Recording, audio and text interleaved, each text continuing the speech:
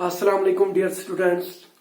तो आज से हम नया प्लेलिस्ट स्टार्ट करने वाले हैं and the playlist is named as current electricity. तो ये क्लास 12th का तीसरा चैप्टर है करंट इलेक्ट्रिसिटी। तो आज से सारे लेक्चर्स इसी पे होंगे। तो आपसे गुजारिश है कि कंटिन्यूसली देखा करिए और रेगुलर रहा करिए, ठीक है।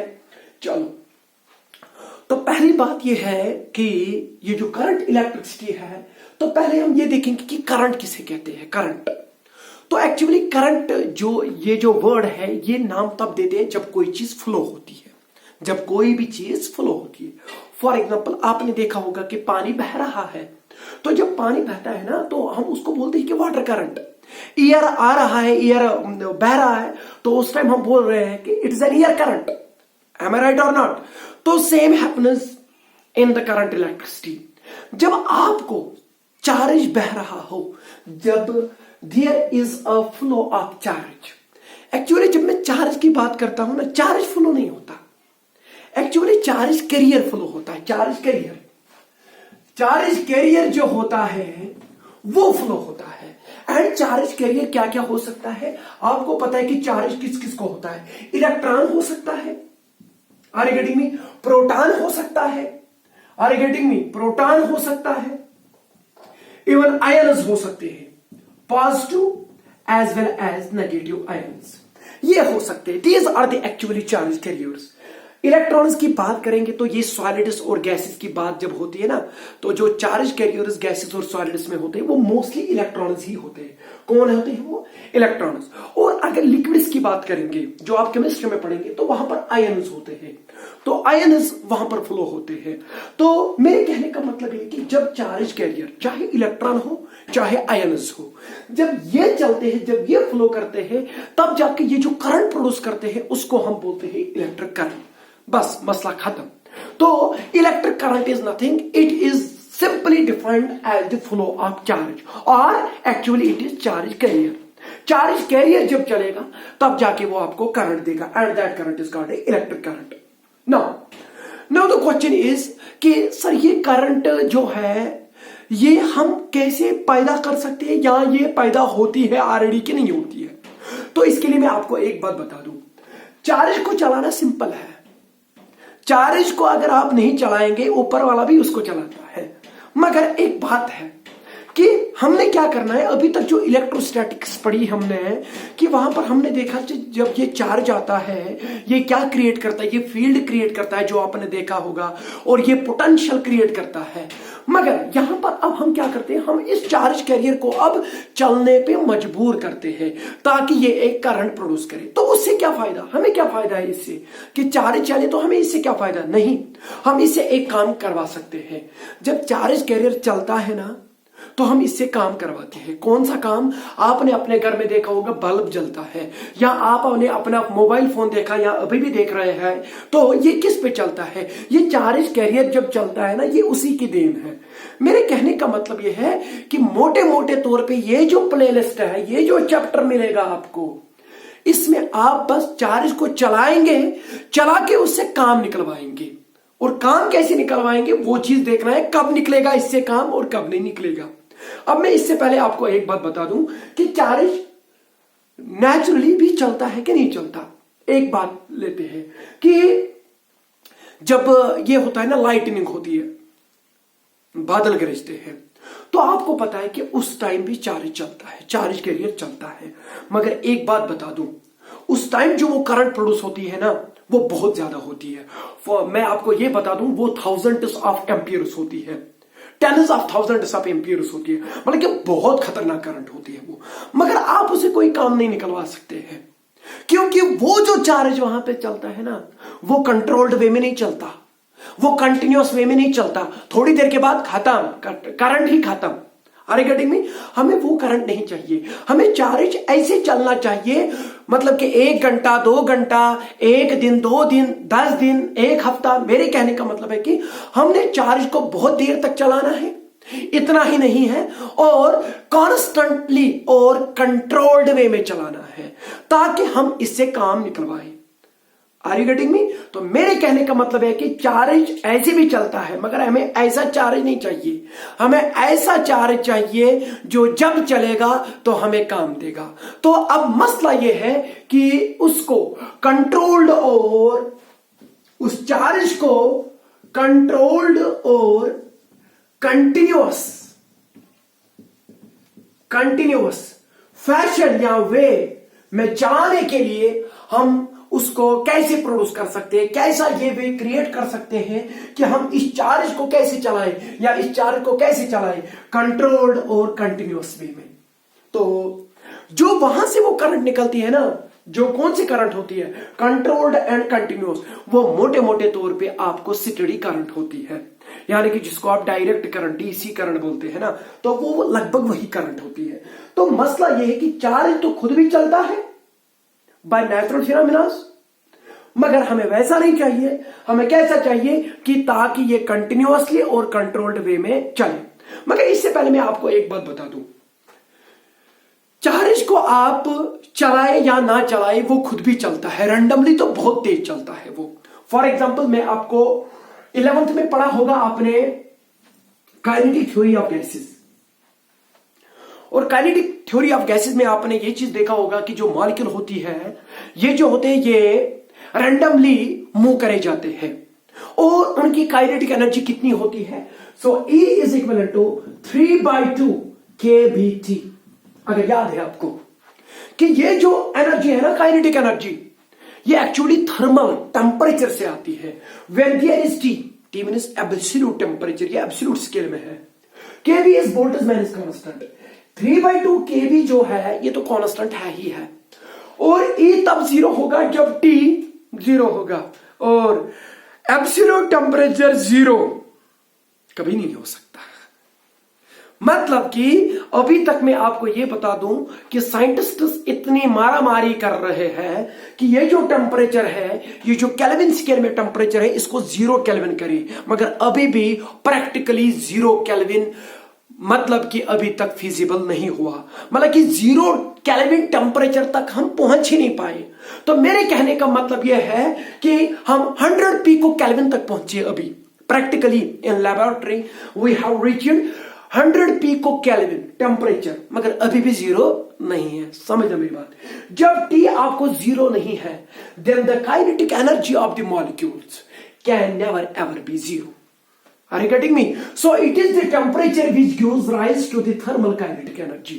ये जो मैंने यहां पर एक कंडक्टर ले लिया, समझना मेरी बात, इसमें जो इलेक्ट्रॉन्स होते हैं या जो चार्ज कैरियर्स होते हैं, पॉजिटिव चार्ज कैरियर और नेगेटिव चार्ज कैरियर, ये क्या करते हैं, ये रैंडमली मूव किए होते हैं।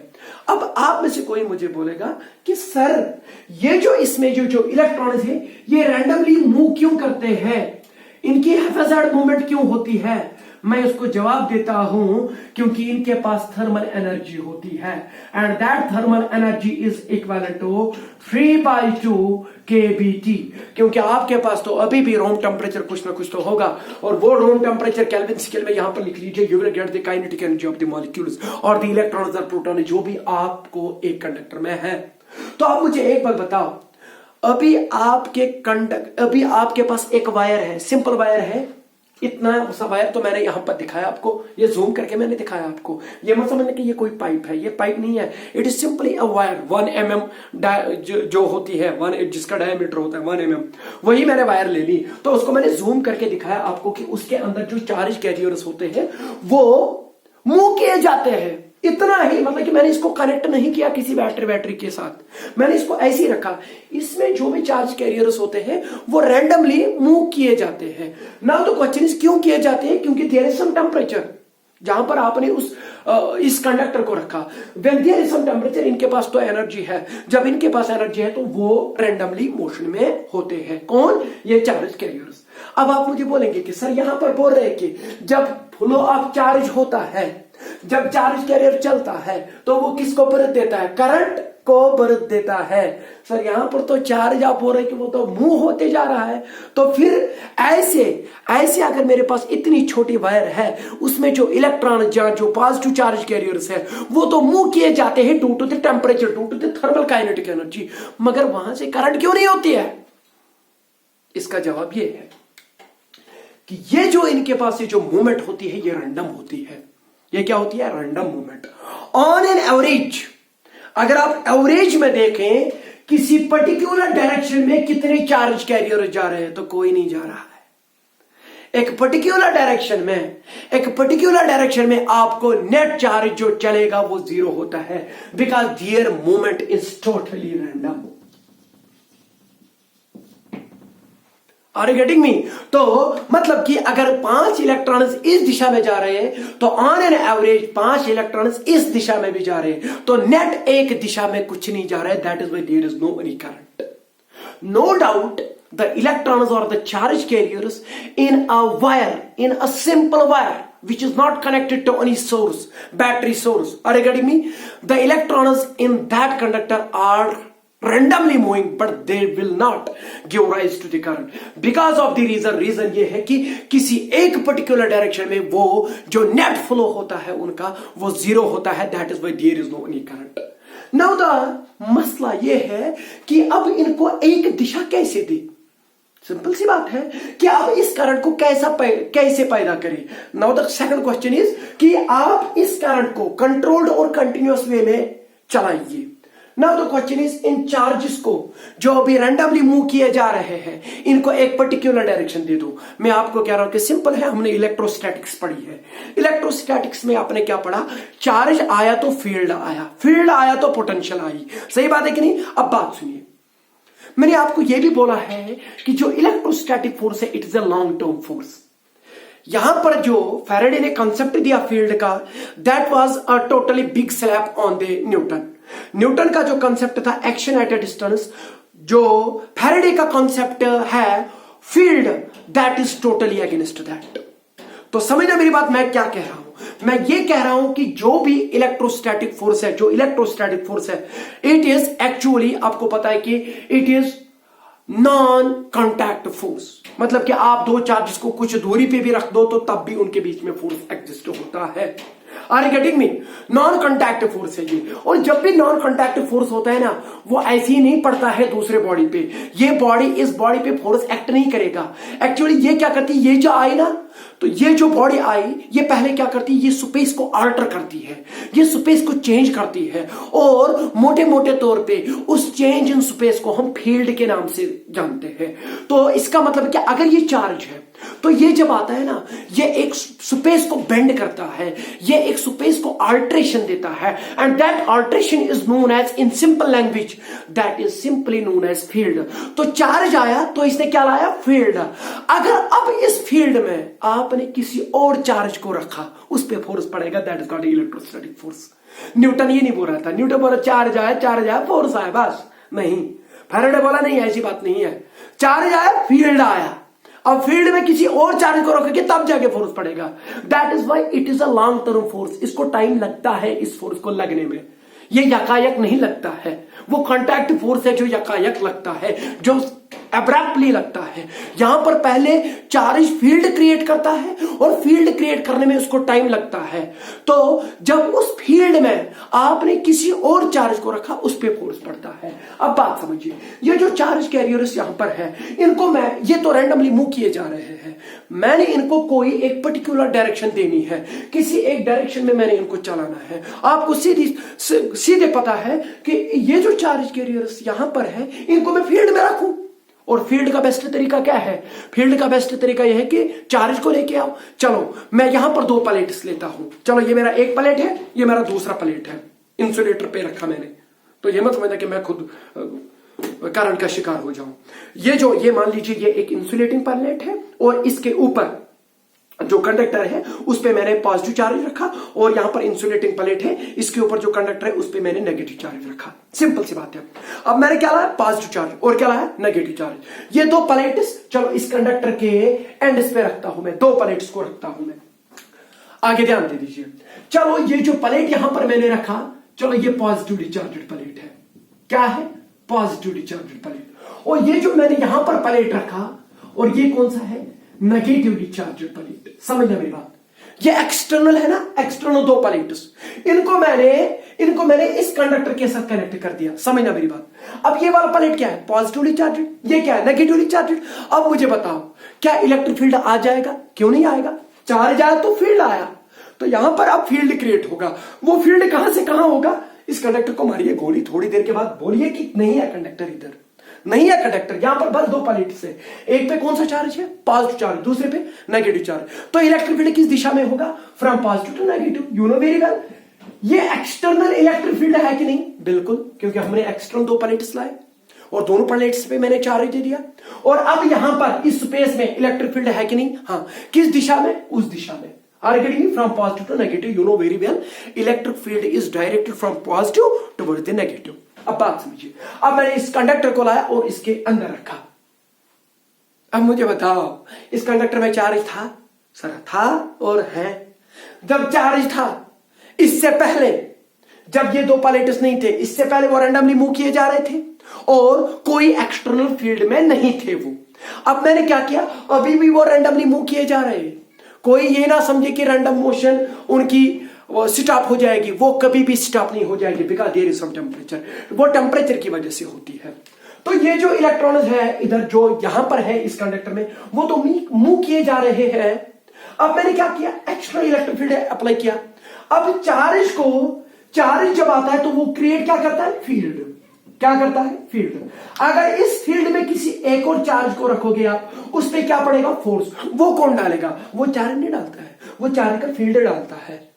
चार्ज आया, फील्ड आया, फील्ड आया तो उस फील्ड में किसी चार्ज को रखो तो उस पर फोर्स पड़ेगा, वो फील्ड एक्ट कराता है उस पर फोर्स। तो अब इस पे फोर्स पड़ेगा कि नहीं, नेगेटिव चार्ज होगा तो अट्रैक्शन करेगा, इस डायरेक्शन में लेके आएगा। अगर पॉजिटिव चार्ज होगा तो उस डायरेक्शन में इसको धकेल देगा। आर गेटिंग मी, सीधी सी बात है। अब चार्ज कैरियर इधर है और ये चार्ज कैरियर्स कहां पे है, फील्ड में है कि नहीं। अब चार्ज कैरियर्स को, नेगेटिव चार्ज को, चलो इलेक्ट्रॉन्स को आपने फील्ड में रखा, इन पे फोर्स पड़ेगा कि नहीं पड़ेगा, बताइए किस दिशा में जाएगा, वो फोर्स इन पे इस दिशा में लगेगा, क्योंकि this is positive charge and these are negative charge. Negative charge electron, मैं इलेक्ट्रॉन की बात कर रहा हूं, वो तो इस दिशा में जाएंगे ना, मगर वो मूव किए जा रहे हैं, मगर धक्का तो इधर की तरफ लग रहा है, क्योंकि एक्सटर्नल फील्ड में रखा आपने उसको, तो चार्ज को फील्ड में रखा तो फोर्स पड़ेगा, तो वो इनको धक्का इस डायरेक्शन में देगा कि नहीं देगा। मगर एक बात समझना, अब मुझे एक बात बताओ, नेट मूवमेंट किस दिशा में हो रही है, टुवर्ड्स द लेफ्ट साइड, इस दिशा में ही अब चार्ज आ रहे हैं, इस दिशा में। अब नेट मूवमेंट एक पर्टिकुलर डायरेक्शन में है कि नहीं, this will give rise to current, सीधी सी बात है। अब क्या होगा, अब जो इलेक्ट्रॉन यहां से आ रहे हैं वो किधर की तरफ होंगे, इस पॉजिटिव चार्ज प्लेट की ओर। मगर एक टाइम तो आ जाएगा जब वो पूरा इलेक्ट्रॉन इस पॉजिटिव चार्ज को न्यूट्रलाइज कर देंगे, उसके बाद करंट नहीं होगी। इसका मतलब यह है कि हमने करंट तो पैदा करी मगर कंटिन्यूअस नहीं करी, ये थोड़ी देर तक चली, उसके बाद नहीं चली। काश ऐसा होता कि इस प्लेट पे एक प्रोविजन होता, एक तरीका होता कि इस पे कंटिन्यूअसली कहीं से, काश कहीं से पॉजिटिव चार्ज आ रहा है। अगर इस प्लेट पे कंटिन्यूअसली पॉजिटिव चार्ज आता रहा तो यहां से इलेक्ट्रॉन इधर की तरफ जाते रहे तो आपको कंटिन्यूअस करंट मिल जाती। मगर नाउ द क्वेश्चन इज, पर इस पे तो ऐसा नहीं है। हाँ, एक तरीका है, एक जुगाड़ है। हम क्या करते हैं, हम यहां पर अब कंटिन्यूअसली पॉजिटिव चार्ज डालते रहेंगे। आप बोलेंगे सर कैसे, आपने इन दो प्लेट्स को हटाना है, इन दो प्लेट्स को हटाना है। हटाने के बाद आपने क्या करना है, आपने यहां से बैटरी कनेक्ट करना है। कर लीजिए बैटरी कनेक्ट, इसी कंडक्टर को। अब किसके साथ कनेक्ट कर दिया, बैटरी के साथ। बैटरी के बारे में मैंने आपको तो बोला है, बैटरी क्या करती है। जो बैटरी है इसके अंदर केमिकल रिएक्शन होती है, आपको पता है कौन सी रिएक्शन होती है, उस केमिकल रिएक्शन का नाम है रेडॉक्स रिएक्शन। और इस बैटरी के अंदर कौन सी रिएक्शन होती है, हमेशा रेडॉक्स रिएक्शन। रेडॉक्स रिएक्शन मतलब एक प्लेट को वो ऑक्सीडेशन करेगा और दूसरे प्लेट को वो रिडक्शन करेगा। मतलब कि एक प्लेट से इलेक्ट्रॉन लेगा, दूसरे प्लेट को इलेक्ट्रॉन देगा। Are you getting me? So एक को ऑक्सीडेशन होगी और दूसरे प्लेट को क्या होगी, रिडक्शन। तो वो कौन करता है, वो बैटरी के अंदर केमिकल रिएक्शन करती है। तो मोटे मोटे तौर पे मैं ये बताना चाहूंगा आपको कि ये एंड आपको कंटिन्यूअसली पॉजिटिव रहेगा और ये प्लेट आपको कंटिन्यूअसली नेगेटिव रहेगा, मान लीजिए। मगर ये इस प्लेट को कौन पॉजिटिव रख रहा है और ये इस प्लेट को कौन नेगेटिव रख रहा है, वो है रेडॉक्स रिएक्शन जो बैटरी के अंदर हो रही है। Are you getting me? अब मुझे बता ये कौन सा है? Positive plate. ये कंटिन्यूअसली पॉजिटिव रहा, ये तब तक पॉजिटिव रहेगा, ये तब तक पॉजिटिव रहेगा जब तक इसके अंदर केमिकल रिएक्शन चल रही है, जब तक इस बैटरी के अंदर केमिकल रिएक्शन हो रही है, रेडॉक्स रिएक्शन हो रही है। एक प्लेट हमेशा पॉजिटिव रहेगा, दूसरा प्लेट हमेशा क्या रहेगा? नेगेटिव। अभी तक जो मैंने किया था, मैं थोड़ी देर तक ही पॉजिटिव प्लेट रखा, उसके बाद मैं नहीं रख पाया। मैंने कंटिन्यूअसली रखना है। अगर मैंने बहुत देर तक रखा, 1 घंटे के लिए, 2 घंटे के लिए, अगर मैंने इस प्लेट को पॉजिटिव रखा तो इसका मतलब है कि इलेक्ट्रॉन्स यहां पर 2 घंटे के लिए आते रहेंगे। Are you getting me? And this will give rise to a current and such current is called steady current। वो more or less क्या होती है? steady current। मतलब कि उसका मैग्नीट्यूड जो है वो कांस्टेंट रहता है, वो चेंज नहीं होता है टाइम के मुताबिक। यहां से जो इलेक्ट्रॉन्स आ रहे हैं वो यहां से आ रहे हैं इधर की ओर। अब आपको पता है क्यों आ रहे हैं इधर? क्योंकि यहां पर केमिकल रिएक्शन के कारण एक प्लेट बैटरी का पॉजिटिव रह ही रहा है और ये इलेक्ट्रॉन्स यहां पर आ रहे हैं और ये तब तक आएंगे जब तक इस बैटरी के अंदर केमिकल रिएक्शन हो रही है। Are you getting me? और यही रीजन है कि आपका मोबाइल फोन जो है वो घंटों तक चलता है, क्योंकि उस बैटरी के अंदर जो रिएक्शन हो रही है वो घंटों तक हो रही है, वो एक प्लेट को घंटों तक पॉजिटिव रख रही है और जो भी आपका सर्किट है उसमें से इलेक्ट्रॉन्स घंटों तक चले जाते हैं। Are you getting me? एक टाइम पे ये रिएक्शन कंप्लीट हो गई, रिएक्शन नहीं हो रही है अब, तो आपको चार्ज नहीं चलेगा। अब एट दैट टाइम आपको इलेक्ट्रॉन्स अब यहां पर मुंह नहीं दिखाई देंगे। Are you getting me? तो ये चीज है। तो मैंने अब करंट जो यहां पर मैंने प्रोड्यूस करी बैटरी की बदौलत से, अब मुझे बताओ क्या वो कंट्रोल्ड है? क्या उसका मैग्नीट्यूड मोर और लेस कांस्टेंट रहा? और मुझे एक और बात बताइए, क्या कंटिन्यूअस भी है?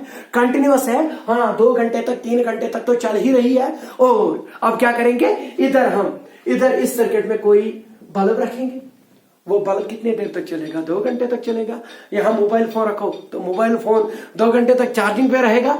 मेरे कहने का मतलब यह है कि हमने एक्चुअली करंट को प्रोड्यूस करना है, किस लिए? ताकि हम उससे कोई काम निकलवाए। और करंट से तब काम निकाला जा सकता है जब वो करंट कैसी होगी?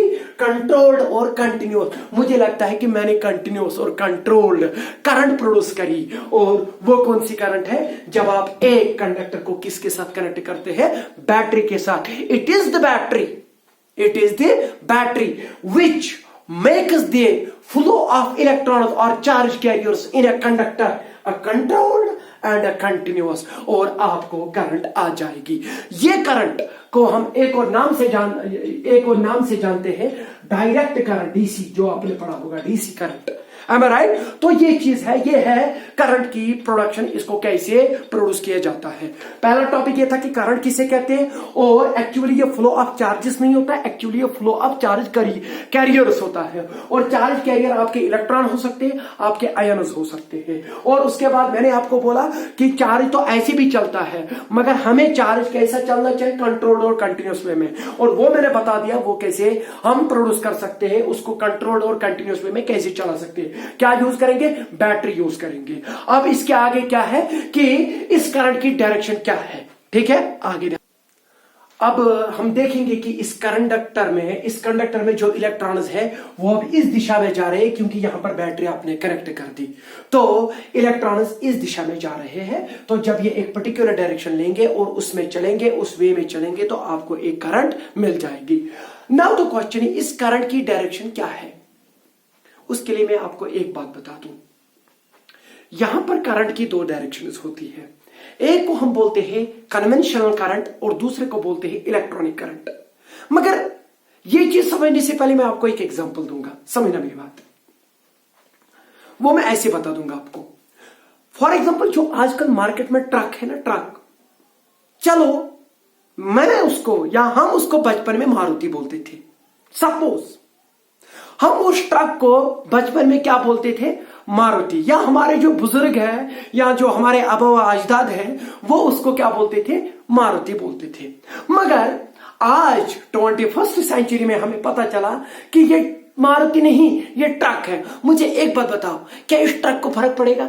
नहीं, ट्रक की बात कर रहा हूं मैं। क्या इस ट्रक को फर्क पड़ेगा कि ये अब मुझे ट्रक बोल रहे हैं, अभी तक ये मुझे मारुति बोल रहे थे? उसको कोई फर्क नहीं पड़ेगा। वो बोलेगा कि ये आप पे निर्भर करता है। आपने मुझे पहले मारुति बोला था, अब आप ट्रक बोल रहे हैं, तो मुझे कोई फर्क नहीं है।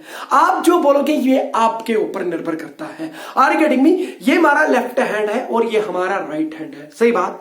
ये मेरे घर वालों ने बोला इसको राइट हैंड। अगर वो बचपन में बोलते ना इसको लेफ्ट हैंड, तो मैं आज भी इसको लेफ्ट हैंड बोलता। तो इससे कोई फर्क नहीं पड़ता। ये हमने नाम दिए, ये हमने इसको नाम दिया, ये राइट हैंड है और ये कौन सा है? Left hand. अगर घर वाले इसको राइट हैंड लेफ्ट हैंड बोलते और इसको राइट हैंड, मैं आज इसको लेफ्ट हैंड बोलता। फिर अगर कोई राइट हैंडेड बॉलर बॉल करता तो मैं बोलता लेफ्ट हैंडेड बॉलर बॉल करता है। मगर मैं गलत नहीं था। फिर बोलेगा क्यों, आप क्यों गलत नहीं है? वो तो राइट हैंडेड है, मैं बोल रहा हूं कि मैं इस हाथ को लेफ्ट हैंड बोल रहा हूं, तो कोई प्रॉब्लम? तो इसका मतलब यह कि इससे कोई फर्क नहीं पड़ता। यह आप पे निर्भर करता है, यह आपके रेफरेंस पे निर्भर करता है कि आप इसका नाम क्या देते हैं। मैंने आपको एक एग्जांपल दे दी, ये आप एग्जांपल यहां पर यूज करेंगे, फिर आप बोलेंगे कि कन्वेंशनल करंट किसे कहते हैं। जो हमारे बुजुर्ग थे, मतलब कि जब इलेक्ट्रोमैग्नेटिज्म की थ्योरी ही नहीं बनी थी, मतलब कि इलेक्ट्रॉन क्या, एटम पूरा कंफर्म नहीं हुआ था। उस टाइम जो करंट होती थी, उस टाइम मैंने इससे पहले भी बोला था आपको कि चार्ज जो हमें पता है कि it is the property associated with the matter which is responsible for electric currents और इलेक्ट्रिक फोर्स। एम आई राइट और नॉट? मगर ये आज की डेफिनेशन है। मगर इससे पहले चार्ज को फ्लूइड माना जाता था। क्या माना जाता था? फ्लूइड। और आपको पता है कि जो भी दुनिया में कोई चीज चलता है वो हायर पोटेंशियल से लेके लोअर पोटेंशियल की ओर चलता है। तो हमारे जो बुजुर्ग थे, जब ये थ्योरी इलेक्ट्रोमैग्नेटिज्म कोई चैप्टर नहीं आया था, कोई थ्योरी नहीं बनी थी, उस टाइम वो क्या बोलते थे कि ये जो है it is at higher potential and this is at lower potential. मतलब कि यहां पर ज्यादा पॉजिटिव चार्ज है और यहां पर कम पॉजिटिव चार्ज है, नेगेटिव चार्ज नहीं है। मेरे कहने का मतलब है कि यहां पर ज्यादा पॉजिटिव चार्ज है, यहां पर कम पॉजिटिव चार्ज है। इसको नाम दिया गया हायर पोटेंशियल और इस एंड का नाम दिया गया लोअर पोटेंशियल। और वो जो हमारे एंसेस्टर्स थे उस जमाने के, वो बोल रहे थे कि जो भी चीज चल रहा है वो हायर पोटेंशियल से लेके लोअर पोटेंशियल जा रहा है। तो उस टाइम तो ये नहीं पता था कि ये कौन सा चार्ज है। उन्होंने बोला जो भी है सो है, वो पॉजिटिव एंड से लेके नेगेटिव एंड की ओर आ रहा है, हायर पोटेंशियल से लेके लोअर पोटेंशियल आ रहा है। और इसका मतलब ये कि चार्ज ही तो गया है। कहां से गया? Higher potential to lower potential. I mean to से पॉजिटिव टर्मिनल, ये मैंने नाम दिया इसको, ये हमने नाम दिया इसको पॉजिटिव टर्मिनल। ये पॉजिटिव टर्मिनल नहीं है। इलेक्ट्रॉन का चार्ज नेगेटिव है, ये मैंने रखा, ये हम लोगों ने रखा नाम उसका नेगेटिव। उसके ऊपर कौन सा चार्ज है, किस टाइप का चार्ज है, किसी को पता नहीं है। कोई माइकल ऐसा नहीं है कि जो बता सकता है कि चार्ज पॉजिटिव रियली में है कि नहीं है। वो रियल में पॉजिटिव चार्ज नहीं है। आप ये बात मान लीजिए। अब क्या करते हैं, अब अपनी सहूलियत के मुताबिक हम उसको पॉजिटिव नाम देते हैं, उसका नेगेटिव नाम रखते हैं। नाम का मतलब ये नहीं है कि अब वो वही है। मेरा नाम फॉर एग्जांपल इशफाक है, घर वालों ने इशफाक नाम रखा है मेरा, और इशफाक का नाम है काइंड। मैं थोड़ी काइंड हूं। अरे जब मैं काइंड रहूंगा ना तब जाके मैं इशफाक रियली में हूं। मेरा नाम इशफाक इसलिए रखा गया ताकि मुझे आइडेंटिफाई किया जाए इस नाम से। तो सेम हैपन्स हियर। इस एंड को इन्होंने पॉजिटिव रखा, इसको नेगेटिव रखा, इसका नाम हायर पोटेंशियल रखा, इसका नाम क्या रखा? लोअर। नाम रखा गया, क्या रखा? Higher potential lower potential. इन्होंने बोला कि यहां से जाके हायर पोटेंशियल से लोअर पोटेंशियल जो भी इधर है वही चलता है। उस टाइम तो पता था कि चार्ज चल रहा है, तो जब चार्ज जो है सो है, वो कहां से कहां जा रहा है? Higher potential to lower potential. ये मैं उस जमाने की बात कर रहा हूं जब इलेक्ट्रोमैग्नेटिज्म की थ्योरी नहीं बनी थी। बताइए उस जमाने में करंट की डायरेक्शन कहां से कहां थी? From positive terminal to negative terminal. I mean to say from higher potential to lower potential. ये रियली हायर पोटेंशियल है? नो। ये रियली लोअर पोटेंशियल है? No. It is the name given to these terminals. This is at higher potential, this is at lower potential. तो उन्होंने नाम दिया था कि it is higher potential, it is lower potential. तो charge higher potential से lower potential जाएगा। जैसा कि पानी जो है वो कुकरनाग से लेके अनंतनाग की ओर आ रहा है, यानी कि वो आल्टीट्यूड से आके नीचे की तरफ मैदानों की ओर आ रहा है, because of higher potential to lower potential, because of potential difference. तो सेम हैपन्स हियर। अब क्या हुआ, जो 20th सेंचुरी थी 1915 इसी के आसपास, ये पता चला कंडक्टर जो है इसमें इलेक्ट्रॉन्स होते हैं। क्या होते हैं? इलेक्ट्रॉन्स। वही इलेक्ट्रॉन चलते हैं, उसी की वजह से करंट होती है। अब ये आया, ये आजकल का जमाना है। मैं कह रहा हूं कि अब हमें ये पता चला कि ये इलेक्ट्रॉन्स कहां से, ये इलेक्ट्रॉन्स है जो करंट दे रहे हैं। इससे पहले हमें पता था ये फ्लूइड है, अब ये पता कि नहीं, इलेक्ट्रॉन के ऊपर नेगेटिव चार्ज है, वही इलेक्ट्रॉन्स चल रहे हैं तो वही करंट को प्रोड्यूस कर रहे हैं। अब मुझे बताओ, अब ये जो इलेक्ट्रॉन्स है ये इधर की तरफ आ रहे हैं कि नहीं आ रहे? आ रहे हैं। ये आजकल मैं बोल रहा हूं कि आजकल ये प्रूव हो गया कि इलेक्ट्रॉन्स इधर की तरफ आ रहे हैं। किधर की तरफ? From lower potential to higher potential, और I can say that towards the positive terminal. सही बात है। तो इलेक्ट्रॉन्स इधर की तरफ आ रहे हैं। बात समझिए, इससे पहले क्या कहा गया था कि नहीं, हायर पोटेंशियल से लोअर पोटेंशियल। आप बोल रहे नहीं, अब ये नहीं है। अब एक्चुअली इलेक्ट्रॉन्स की वजह से करंट हो रही है इधर, और वो लोअर पोटेंशियल से लेके हायर पोटेंशियल आ रहे हैं। अब मुझे एक बात बताओ, इस ट्रक को थोड़ी पता चलेगा कि ये मुझे मारुति से जान रहे थे, अब मुझे ट्रक बोल रहे, उसको थोड़ी फर्क पड़ेगा। तो सेम हैपन्स हियर। इस करंट को थोड़ी फर्क पड़ेगा कि आपने दिशा चेंज कर दी। इसका मतलब कि आपको पहले पता ही नहीं था कि करंट इस डायरेक्शन में, आपने इस डायरेक्शन से नाम दिया गया था। मगर अब करंट को पता चला कि ए बंदे को पता चला कि करंट इस डायरेक्शन में है, ये मुझे अभी तक इस डायरेक्शन में जा रहे थे, अब करंट बोलेगी कि चलो मैं भी अब चेंज हो जाऊंगी। ऐसा थोड़ी होगा। तो वो तो वैसे ही थी जैसे थी। तो ये हम पे डिपेंड करता है कि हमने क्या डायरेक्शन दी थी। अब हम बोल रहे हैं कि नहीं, करंट इस डायरेक्शन में हो रही है क्योंकि इलेक्ट्रॉन्स की वजह से, इलेक्ट्रॉन्स की मूवमेंट से, इलेक्ट्रॉन्स की फ्लो से करंट आ रहे हैं, और करंट जो आ रही है इलेक्ट्रॉन्स की वो इस दिशा में जा रहे हैं। पर पहले क्या बोल रहे थे? नहीं, ये जो चार्ज है इस डायरेक्शन में जा रहा है। इससे कोई भी फर्क करंट पे नहीं पड़ी। इससे कोई भी फर्क किस पे? करंट पे नहीं पड़ी। तो अब क्या कहा गया कि अब जो बुजुर्गों ने कहा था उस पे तो कोई फर्क ही नहीं पड़ा। हाँ, हमें पता चला कि रियल में करंट इस डायरेक्शन में है, मगर वो बोल रहे थे कि इस डायरेक्शन में है, मगर इससे कोई रियली कोई फर्क नहीं पड़ी। मैं इसको लेफ्ट हैंड बोल रहा हूं तो इसमें क्या प्रॉब्लम है? मैं तो तब तक राइट हैंडेड बॉलर को लेफ्ट हैंडेड बॉलर ही बोलूंगा, मगर रियलिटी जब आ जाएगी तो दोनों सही है। जो इसको राइट हैंडेड बॉलर बोल रहा है, मैं बोल रहा हूं कि नहीं लेफ्ट हैंडेड बॉलर है, वो बोलेगा क्यों? मैं बोलूंगा मैं राइट हैंड को लेफ्ट हैंड बोल रहा हूं, तो मैं सही हूं ना। अब तो इसका मतलब है कि सेम यहां पर भी है, इस पे कोई फर्क नहीं पड़ी। करंट को कोई फर्क नहीं पड़ी कि अब लोगों को पता चला कि मैं इस दिशा में हूं, तो उसने अपने तेवर चेंज नहीं किए, वो पहले से ही वही थी।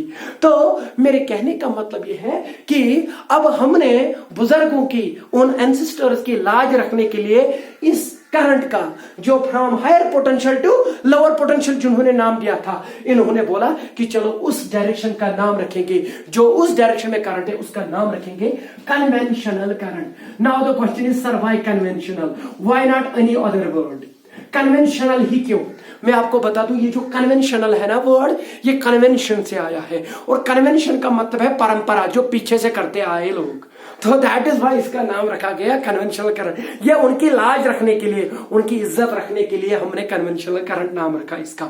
और जो आज रियली करंट हो रही है उसकी जो एक्चुअल डायरेक्शन है वो इलेक्ट्रॉन्स की मूवमेंट से है, और इलेक्ट्रॉन्स की मूवमेंट इस डायरेक्शन में है, lower potential to higher potential. और उस करंट को हम नाम देते हैं इलेक्ट्रॉनिक करंट। Electronic current. अब आप बोलेंगे कि sir why electronic? Because electrons move इसी डायरेक्शन में हो रहे, दैट इज व्हाई इसका नाम पड़ा अब इलेक्ट्रॉनिक करंट। तो मैं आपको यहां पर एक बात बताऊंगा, चाहे आप कन्वेंशनल करंट लो, चाहे आप इलेक्ट्रॉनिक करंट लो, मगर करंट तो वही है ना। That is why it is a scalar quantity. ये एक रीजन बनता है। आप बोलेंगे कैसे? फॉर एग्जाम्पल मेरे पास 5 kg एक वजन है, तो जो 5 kg मेरे पास है, मैं इसको ऊपर फेंकूं, इधर फेंकूं, कोई भी दिशा दे दूं, वो 5 kg तो 5 kg ही रहेगा। उसको दिशा से कोई फर्क नहीं पड़ती, उसको डायरेक्शन से कोई फर्क नहीं पड़ती। जब एक फिजिकल क्वांटिटी को डायरेक्शन से कोई फर्क नहीं पड़ेगी, उस फिजिकल क्वांटिटी को हम नाम देते हैं स्केलर क्वांटिटी। तो सेम हैपन्स हियर, आप ये डायरेक्शन ले या वो डायरेक्शन, करंट तो वही की वही रहेगी, इसको डायरेक्शन से कोई लेना देना है ही नहीं। जब इसको करंट से डायरेक्शन से कोई लेना देना है ही नहीं, that is why this current is scalar quantity. तो मेरे कहने का मतलब यह है कि अब मैं नटशल में यह बता दूंगा, आप बोलिए कि इतना इलेक्ट्रॉन इधर आ रहा है, यहां बोलिए नहीं इतना पॉजिटिव चार्ज इधर जा रहा है, दोनों सेम है। अब इलेक्ट्रॉनिक करंट क्या है? It is the current from the lower potential to higher potential. आप में से कोई बोलेगा कि सर लोअर पोटेंशियल से हायर पोटेंशियल थोड़ी ना इलेक्ट्रॉन चलेगा। मैं कहूंगा बाबा ये तो हमने ही नाम दे दिया इसका लोअर पोटेंशियल, इसका नाम तो हमने ही रखा लोअर पोटेंशियल।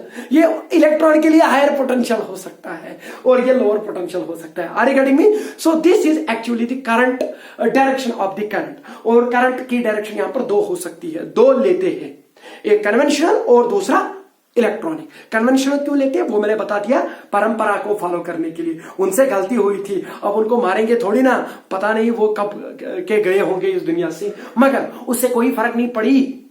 वो मारुति बोलते थे तो उससे कौन सी फर्क पड़ी ट्रक को तो पता है मैं ट्रक हूं, करंट को तो पता है मैं करंट हूं, सॉरी ट्रक थोड़ी है, करंट को तो पता है मैं करंट हूं, जितनी करंट हूं उतनी। तो अब लोगों को पता चला कि मैं इस दिशा में हूं, मैं पहले से ही इसी दिशा में थी। पता क्या है कि अभी भी कोई और डायरेक्शन हो सकती है, तो उसके लिए भी आप खोज कर सकते हैं और साइंटिस्ट बनने की कोशिश करें, ठीक है। तो अब हम चलते हैं कि इस करंट को मेजर कैसे करते हैं। Now the question is sir why measure क्यों करेंगे, हमें मेजर करने की क्या पड़ी है, क्यों मेजर करेंगे? अरे एक बात बताऊं, फिजिकल क्वांटिटी उसी का नाम होता है जिसको हम मेजर कर सकते हैं किसी इंस्ट्रूमेंट से बाय फिजिकल मीन्स, तो इसको तो मेजर करना ही पड़ेगा।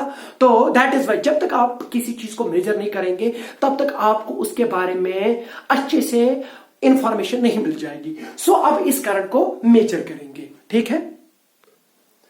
चलो ये मेरे पास एक कंडक्टर है और इसमें जो इलेक्ट्रॉन्स है वो इस दिशा में अब जा रहे हैं। तो अब हमने ये देखना है कि कितनी करंट है, कितना मतलब कि इनका फ्लो हो रहा है। तो फ्लो जानने के लिए हम यहां पर एक वर्क अराउंड करेंगे। क्या है कि चलो मैं इसके बीच में, इस कंडक्टर के बीच में एक हाथ रखूंगा और उस हाथ के थ्रू में देखूंगा कितनी इलेक्ट्रॉन्स एक सेकंड में जा रहे हैं। मतलब कि I will see the flow of the amount of the charge flowing through this hand per unit time. एक सेकंड में कितना चार्ज फ्लो हो रहा है ये मुझे बता देगा कि इसमें कितनी करंट है, इसमें कितना बहाव है इस करंट का। तो मेरे कहने का मतलब यह है कि ये जो करंट है, आई से डिनोट करते हैं इसको, इसकी मेजरमेंट जो है वो है चार्ज कितना चला पर यूनिट टाइम में। मैंने देखा है कि कुछ स्टूडेंट ये बोल रहे कि sir current is defined as the amount of charge per unit time. और that is not the definition of current, that is the measurement of current. Current कितनी है, एक ये होता है कि करंट क्या है और दूसरी चीज ये है कि करंट कितनी है। करंट कितनी है वो आप ऐसे मेजर कर सकते हैं कि एक यूनिट एरिया, जो इसका क्रॉस सेक्शन एरिया है, उसके थ्रू कितना चार्ज जा रहा है एक सेकंड में, वो आपको एक आइडिया देगा कि चार्ज कितना चला होगा। और उस चलने को हम करंट बोलते हैं, मेजरमेंट इसी से देते हैं, Q by T। Am I right? Now the question is, sir अगर यहां पर एक काम करेंगे इस कंडक्टर का, चलो मैं एक बात बताता हूं, चलो हम इस कंडक्टर को थोड़ा एरिया ऑफ क्रॉस सेक्शन कम करते हैं, एक जगह पे कम करेंगे दूसरी जगह पे ज्यादा रखेंगे। आप बोलेंगे कि सर जितना इसके थ्रू एक सेकंड में जाएगा उतना इसके थ्रू नहीं जाएगा, यहां से ज्यादा इलेक्ट्रॉन्स एक सेकंड में जाएंगे, यहां से कम जाएंगे। मैं बोल रहा हूं ये गलत है। अगर यहां पर एक सेकंड में 30 इलेक्ट्रॉन जा रहे हैं और आप बोल रहे हैं कि चलो मैं मानता हूं कितने जा रहे हैं, 30 इलेक्ट्रॉन एक सेकंड में इस डायरेक्शन में जा रहे हैं, और यहां पर कितने जा रहे हैं, आप बोलेंगे एरिया कम है तो कम ही निकलेंगे, 20 निकलेंगे। मैं कह रहा हूं कि अगर ये चीज है, आपके कहने का मतलब ये हो सकता है कि अलग अलग क्रॉस सेक्शन पे अलग अलग करंट होगी। मैं कह रहा हूं कि नहीं, हर किसी क्रॉस सेक्शन पे एक ही करंट होगी। Now the question is sir how, बात समझिए। अगर एक सेकंड में 30 इलेक्ट्रॉन इधर गए और यहां पर आप कह रहे हैं कि चलो एक सेकंड में 20 इलेक्ट्रॉन इधर गए, तो 10 इलेक्ट्रॉन किधर गए? हार गेटिंग मी? तो वो 10 इलेक्ट्रॉन किधर गए? सर वो सच में वो किधर गए? अरे वो भी चले हैं, मगर सर फिर यहां पर तो वो नहीं आएंगे ना। सही बात है, वो नहीं आएंगे, मगर वो फटाक से चलेंगे वहां पर, वो बहुत तेज चलेंगे यहां से। जब वो बहुत तेज से चलेंगे यहां पे, तो मतलब कि amount of charge per unit time फिर से सेम रहेगा। This is the law of conservation of charge also. कोई बोलेगा कि सर नहीं, पता नहीं 10 तो इधर ही रहे होंगे, तो मेरे कहने का मतलब कि यहां सिंक थोड़ी है। Charge is conserved in nature, charge कहीं नहीं बैठेगा, चार्ज कहीं खत्म नहीं होगा। चार्ज आपको ना बढ़ा सकते हैं ना कम कर सकते हैं for a system, isolated system. अगर 30 इलेक्ट्रॉन यहां पर 1 सेकंड में गुजर गए, तो यहां पर भी 1 सेकंड में 30 इलेक्ट्रॉन गुजरने चाहिए। तो इसका मतलब कि rate of flow of charge per unit time that must remain the same and that gives the measurement of the current. और ये जो करंट है it is Q by T। और कभी कभार क्या होता है कि कभी कभार आपको चार्ज नहीं दिया गया होता है, कभी कभार आपको बोला गया था, ये दिया होता है कि 20 इलेक्ट्रॉन जा रहे हैं। बताइए, फॉर एग्जांपल 5 सेकंड में 20 इलेक्ट्रॉन जा रहे हैं, बताइए करंट कितनी है? आप बोलेंगे कि सर यहां पर 20 वैल्यू देंगे, नहीं, यहां पर चार्ज है ना कि करंट है। तो आपको पता है कि आपने इससे पहले पढ़ा है क्वांटाइजेशन, और क्वांटाइजेशन में आपको पता है कि ये जो Q है it is equal to any number of electrons into charge divided by T. तो आप ये डेफिनेशन भी ले सकते हैं, any divide by T, number of electrons into charge on electron divide by T, you will get the amount of the current. मगर ये current जो है ये मोटे मोटे तौर पे कांस्टेंट ही रहेगी हर जगह पे, जब तक ये डीसी करंट है, जब तक ये स्टडी करंट है। अगर वेरिएबल करंट होगी तो फिर आपने क्या करना है, थोड़ा सा टाइम इंटरवल को बहुत कम कर दे, इनफाइनाइट सिंबल इस्तेमाल कर दे, तो आई जो निकलेगा वो dq by dt होगा। मतलब कि डिफरेंशिएशन का कंसेप्ट लेंगे, ये होगा वेरिएबल करंट के मामले में। और जो स्टडी करंट का मामला होगा, स्टडी करंट, तो वहां पर आप लेंगे I is equal to Q by T, और जो वेरिएबल होगा वहां पर डिफरेंशिएशन करनी पड़ेगी, क्योंकि जो चार्ज है वो फंक्शन ऑफ टाइम हो सकता है, क्योंकि जब भी चार्ज टाइम के मुताबिक वेरी होगा तभी जाके जो करंट है वो वेरिएबल करंट होगी। सही बात। Now the question is, sir इस करंट का यूनिट क्या है? इस करंट का जो यूनिट है वो सिंपल है, आप देखिए, current is equal to Q by T। तो चार्ज का यूनिट है कूलम, टाइम का यूनिट है सेकंड, तो कितने कूलम्स 1 सेकंड में गुजर रहे हैं उसको हम 1 एम्पियर बोलते हैं। After the name of the scientist ampere, वो आगे पढ़ेंगे उसके बारे में, उसने बहुत सारे लाभ दिए हैं, इलेक्ट्रोमैग्नेटिज्म में उसका बहुत योगदान है। तो मैं कह रहा हूं कि उसका नाम है, इसका जो यूनिट है ऐसा यूनिट करंट का, वो क्या है, एम्पियर। अब आप बोलेंगे सर 1 एम्पियर को डिफाइन कर लो। 1 एम्पियर को यहां से डिफाइन नहीं करते। कोई बोलेगा कि when 1 coulomb of charge flows for 1 second it will give rise to 1 ampere. But actually वो आपने आगे पढ़ना है, इसकी डेफिनेशन आगे इलेक्ट्रोमैग्नेटिज्म में पढ़नी है। मगर अभी मैं आपको ये बोल रहा हूं कि ये 1 एम्पियर लगभग जो करंट होती है ना, जो हमारे घर में हाउस होल्ड में जो इंस्ट्रूमेंट्स होते हैं, फॉर एग्जाम्पल ये बल्ब होता है, उसमें लगभग 1 एम्पियर के आजू बाजू करंट होती है।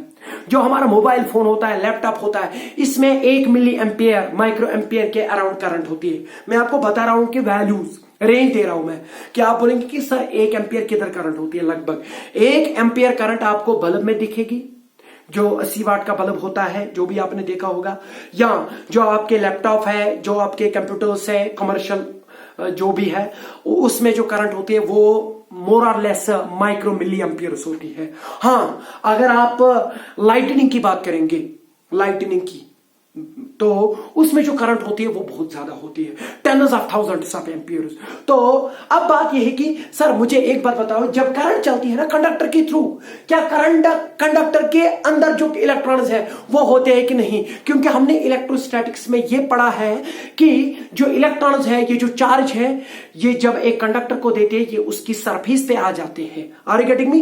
क्या इसके अंदर करंट, क्या इसके अंदर कंडक्टर के अंदर चार्ज फ्लो होता है कि बाहर के सरफेस पे? नहीं, यहां पर कंडक्टर के अंदर चार्ज फ्लो होता है, क्योंकि आपने एक्सटर्नल पोटेंशियल डिफरेंस अप्लाई करी। तो इलेक्ट्रोस्टैटिक्स में वो इलेक्ट्रोस्टैटिक इक्विलिब्रियम होता है, एक ही इक्विपोटेंशियल सरफेस होती थी, तो दैट इज व्हाई चार्ज एक ही सरफेस पे आ जाता था। क्योंकि आपको यह भी पता कि चार्ज तब तक नहीं चलेगा जब तक पोटेंशियल डिफरेंस ना होगी। सो ये चीज याद रखिएगा कि आप बोलेंगे कि sir electric field inside the current carrying conductor, जो कंडक्टर है उसमें अगर करंट जा रही है तो आप बोलेंगे कि सर इसके अंदर इलेक्ट्रिक फील्ड जीरो होगा, बिल्कुल भी जीरो नहीं होगा, नॉन जीरो होगा।